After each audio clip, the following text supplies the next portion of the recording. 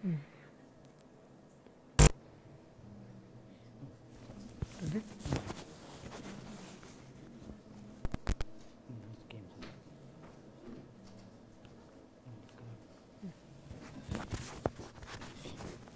Yeah, welcome back to the afternoon session of today. I'm very particular to bring you back here in the auditorium to give you some ideas about the protocol as well as the concepts, key concepts in qPCR for absolute quantification. Okay, so we use the word absolute quantitation of microbial genes in environmental samples using qPCR. I think Dr. Kumar gave you an overview and a nice perspective on PCR and qPCR 2 days back. And we all have some ideas about PCR reactions. Okay, so we know that like if you have one template, if you increase the number of the amplification process to 2 times, you will get about 4 copies. And by the same multiplication process in exponential rate, if you go up to 8 cycles, you are going to 3 cycles, you are going to get 8 copies. Okay, so if you increase it to 30 cycles, you are going to have about 10 to the power 9 copies. So this is well known to us, or rather this is what we expect from a PCR reactions. But of course, there are other problems. One of these important issue about PCR reaction is like the use of DNA polymerases. He has also given you an introduction about like why this particular molecule has been regarded as the molecule of the year in 1989. Okay, so earlier to this, prior to the use of Taq polymerase, they were using fragment of DNA polymerase from E. coli, and which had problems. And then because the temperature cannot be raised to a higher level. So, this particular enzyme, which was isolated from Thermus aquaticus, is now about a several $billion business. The enzyme from this particular organism is actually marketed in several PCR reactions and others. The point is like so we have what is actually made easy for us, in the sense like you are able to bring the Taq polymerase, and also you are able to bring automation into PCR reaction. Otherwise, what they have been doing is they were actually putting the reaction in each water bath. Every time they have to remove the reaction and then immediately go to the next level when you want to alter the temperature. So those things have been discontinued. So they are able to bring the automation. That made the job very easy for us. Once we have PCR reactions like PCR missions with this thermocyclers, we are able to quantify, or rather amplify the templates to the level which we want. We are able to have good amount of study materials for all our analytical purposes. So amplification made things very easy. So that's the reason like we have been started doing with the several other methods and techniques using these amplicons. And well, that's the reason we have been focusing more on DNA rather than on other biomolecules like protein and lipids. We are not able to amplify them the way we want to have materials, the way we have with the DNA. So I used to joke with my students, if someone comes out with a procedure or methods for easy amplification of protein molecule or other biomolecules, well, you may deserve a Nobel Prize. So that's the reason this technology or method have become so popular among all the biologists. So we don't want to stop with one concept like PCR alone, because now there are several methods available with the PCR alone. So we have hot start, touchdown, nested, and then fast, direct PCR, multiplex PCR, and also we have long PCR, GC rich PCR, inverse PCR, and quantitative PCR. So each one has got several applications, or rather specific applications for which you can use a PCR. So the idea of introducing you this particular concept is that you don't limit your applications or imagination only with PCR reactions. So there are several other ways of doing and then gaining information from your PCR reaction itself. And well, I think you also may be interested to know more about direct PCR, because we don't have to even extract the DNA from the sample. directly you can use the tissue or the environmental sample, and then you can amplify the DNA product. That is also possible in some cases. So, we are talking about real time PCR or qPCR. We talk about the ability to monitor the progress of PCR as it occurs in real time. So, in the case of normal PCR, amplification is done separately and detection is done in a separate manner. So, we have to bring it to the like electrophoretic unit, and then you are able to deduct them whether yes or no, whether products are amplified, templates are amplified, whether we have amplicons in our reaction. So, here we are able to monitor the progress of the PCR itself, like how as it occurs. So, again, and Dr. Kumar gave you two chemistries, one is CyberGreen 1 chemistry and the other one is TaqMan probe. So, he also explained why we use the term probe, but not the primer in case of TaqMan. Okay. So, we talk about like here we will see see about CyberGreen, and it is a highly specific double stranded DNA binding dye to deduct PCR product as it accumulates during PCR cycles. Where do they bind? So, we know about ethidium bromide. So, okay. So, they are not only they bind with the minor groove, like minor groove of DNA strands, but they are also able to bind as an intercalators. So, but they are not actually like one molecule of CyberGreen will bind with only one DNA strand. No, not that way. They may bind it. That's a reason like we have fluorescent intensity varying. There are several reasons for you should know about the fluorescent chemistry if you want to understand like how much CyberGreen is actually able to bind with a double stranded DNA. So, well, it's and then what is the requirements for DNA binding dye for a real time detection of PCR. So, there should be an increased fluorescence when bound to a double stranded DNA, and there is no inhibition of PCR. If you introduce a chemical molecule like CyberGreen, it should not act like a inhibitor for the PCR reaction itself. So, it's a big like you have to take care about like what you are introducing as a fluorescent chemical molecule in the reaction. Well, there are several applications for CyberGreen. So, if you look at them like they are actually recommended for mass screening, microarray validation, multiple target genes in a few samples, but they are not used for like they are not recommended for SNP deduction, allelic discrimination, but of course, you can use it for pathogen detection and viral like gene expression analysis. Yes, you can also use it, recommended to some extent, but not but if you want to determine the gene copy or endpoint genotyping, you need not use CyberGreen. So, there are a couple of issues about use of CyberGreen. So, we should also know where you are able to apply CyberGreen chemistry or absolute quantitation using real time PCR. And there are a couple of terms like well, the advantage of using CyberGreen, which I said to you, like it's you are able to use for monitoring the amplification of any double stranded DNA sequence.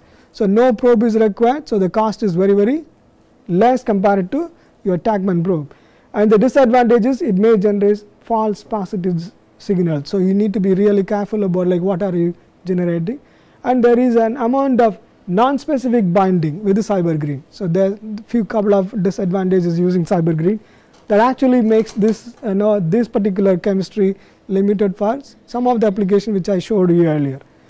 Well, what do you mean by quantitation assay? Like the word is something which is new. Like for some of us, it's something it's new in the sense like we don't call it as quantification. We use a word quantitation, but actually it measures the amount of nucleic acid target during each amplification cycle of the PCR, and you can the target may be DNA, copy DNA, and RNA. So, there are several ways you can quantify them using real time PCR and using CyberGreen chemistry. And couple of terms which have been introduced, like I think I have seen it in your write up also. You are given about amplicon and amplification plot, baseline, and threshold cycle. So, here I just want to take a minute to explain these things, because you need to have an idea like how do we use this concept like for quantification. So, when you actually have a reaction curve with the CyberGreen, so you won't be able to see much of the fluorescence because that's all within the baseline level. So that means like fluorescence signal is just at the baseline level till certain level of amplification could happen. Then only these molecules go and then bind to the double stranded DNA. Then the fluorescence level will increase.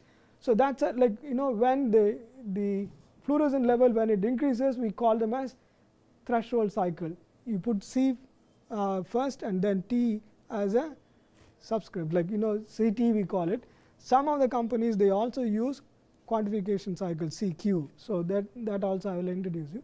So actually when you talk about threshold cycle at CT value, it's a fractional cycle number at which the fluorescence passes the fixed threshold NTC. That means like no template control. So it's like theoretically you should have a no template control where the baseline signal is actually taken as the threshold level, and beyond which like you are able to see the fluorescence signal. So this is very important, right? And then of course, like bacterial growth curve, we also have different phases of the amplification. So that's what we call this amplification plot, and this is actually the baseline region where the exponential phase will start, and of course this is also considered within the exponential phase. And then we have linear and then plateau. This is a non-exponential phase. There are each brand has got a different way of calling the amplification plot itself, right? So what we are now interested is like we want to know about the threshold cycle. If you have an early CT value, that means low CT value, that means you have a good number of templates in your reaction mixture or reaction cup. So that's why you are able to get the sufficient fluorescence signal to get a low CT value, right? So we also use the word early CT. And then if you have a high CT value or late CT value, that means like the fluorescence signal has not come to a threshold level since the templates are not sufficient enough. So we have to, like the cycle takes a longer time to amplify, get the fluorescence signal, then they will reach the threshold limit, right? So this is the two things which you should be very careful, because low value doesn't give you an idea that okay, less number of templates, or high value the other way, right? So this is the one fundamental issue which you should be you should take note of it. And of course, I also introduced you a term like quantification cycle CQ. That's also a crossing point. Some of the companies like Roche, they use the word CQ value, right? Whereas CT is being used by Bio-Rad. And then quantification cycle is actually defined as the cycle at which the fluorescence of a sample crosses the threshold line or the first increases above the baseline fluorescence. So that's CQ and CT. So now you understand, right? And to be useful of a measure of quantity, CQ of a sample must be related to either another sample, and within the relative quantification you can do with that, or you have CQ values of certain independent standards. So from which you can prepare a standard curve, and then you can refer to that like the way you normally do with any other reaction, like what you call spectrophotometry, spectroscopy reaction. Okay. So the same way you can prepare a standard curve. From there you can know like what is the copy number for an absolute quantifications. Okay. So I will so as CQ alone is not a measure of quantity, which is not a meaningful one, because it only says about which cycle it is actually reaching the threshold level. That's all. Well, and then this is the difference between absolute and relative quantitation. So if you look at the way like in absolute quantitation, so if you want to talk about that, when you have a template 10 to the power 7, if you have a high number of template copies within the reaction mixture, so you will have a CQ value or CT value, whatever you call it now, will be formed early, like within 5 cycles you are able to get the threshold level. Okay. But if you have a 10 to the power 1, only one template or 10 templates are available, and then you need to have at least 20 cycles to go to get the sufficient amplicons in your reaction cup to reach the fluorescence signal for the equipment to detect, for your vision to detect. So with these two so that's the reason, like we are making use of this information for calculating the copy numbers, absolute quantitation of your template. And the relative, well, we have 2 genes. So, one internal gene is taken as a reference. So, that threshold value will actually is also made use of. I am not getting into it now, because we will now only learn more about absolute quantitation, right. So, but there are theoretically it looks very interesting, because you understand like everything is going very perfect and you have PCR efficiency is good, but within the 20 microliter in your reaction curve, we have a lot of limitations. One is you may not have sufficient number of DNTPs, or you may not have the enzyme, or sometimes you may run out of it, or the reaction may run out of it, or you may have some kind of inhibitors which are present in the curve. So, that will also will reduce the, theoretically we expect 100% efficiency in PCR reaction, but just because of those problems like primer dimer formation, mismatch, and template quality is not good. So, you have problem with the efficiency. So, efficiency will go down. If you look at the way like the baseline reaction, if you put it in a log value of fluorescence against a cycle copy number, the efficiency may it will change. So, that is what it is shown here. Initially it may be 100, more than 100%, then it slowly comes down to 94, 96, 93 and 84. So, efficiency goes down. So, that you should take care of it. So, that is why we prepare an efficiency curve, like what we call is like you prepare a dilution standard curve and look at the slope and see whether the slope is having some, what is the efficiency it shows.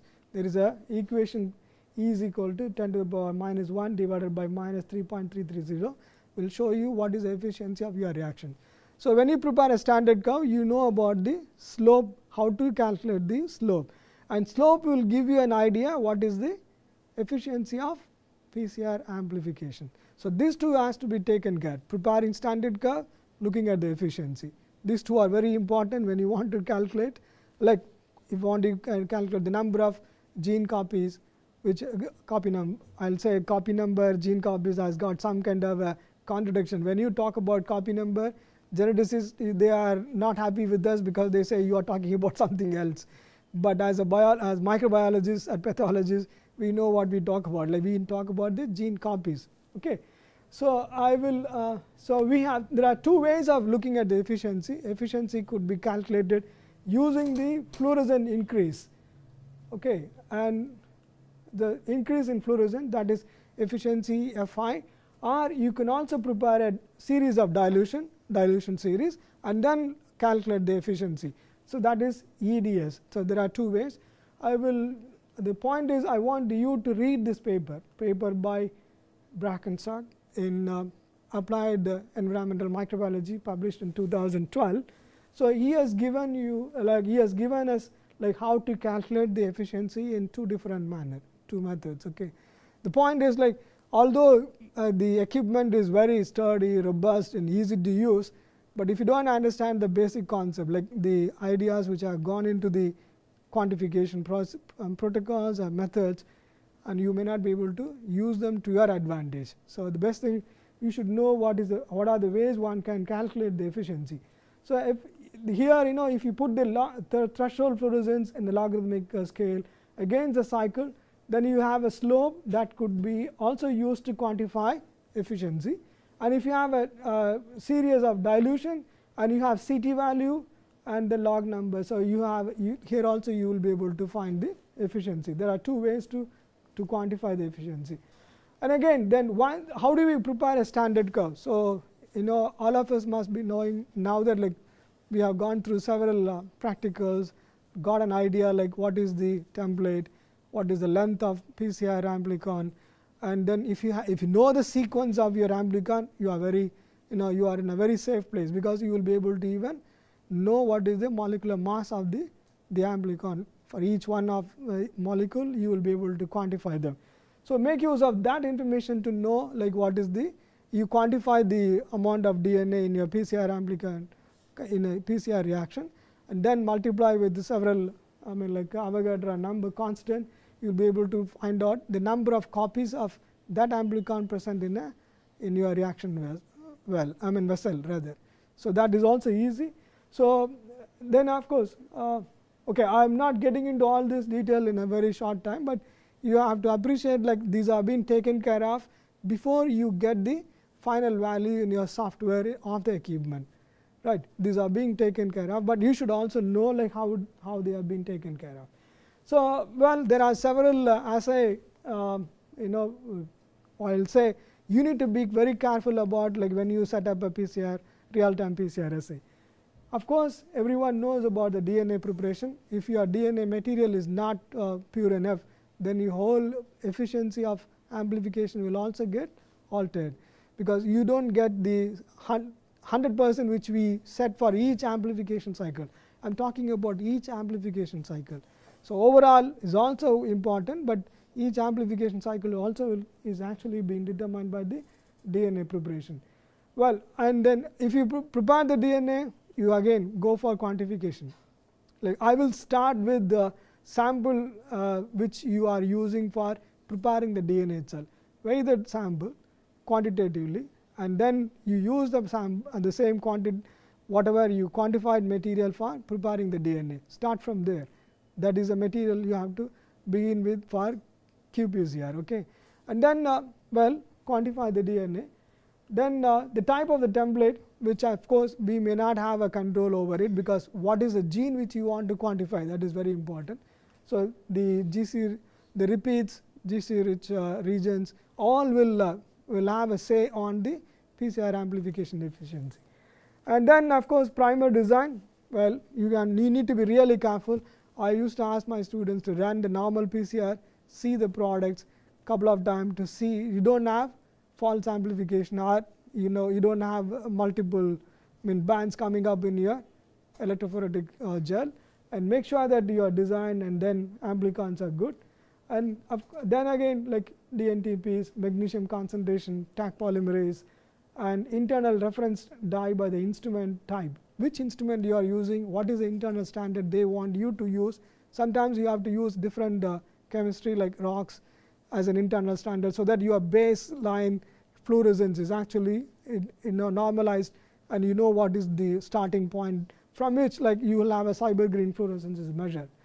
And of course, the instrument also is important. If you start an experiment with one instrument, do not change the instrument, do not go to another instrument and try to use it, because although we feel everything is qPCR, sometimes your brand instrument variations are also will have a say on your data which you are collecting, and the kind of controls which you set, NTC and buffer.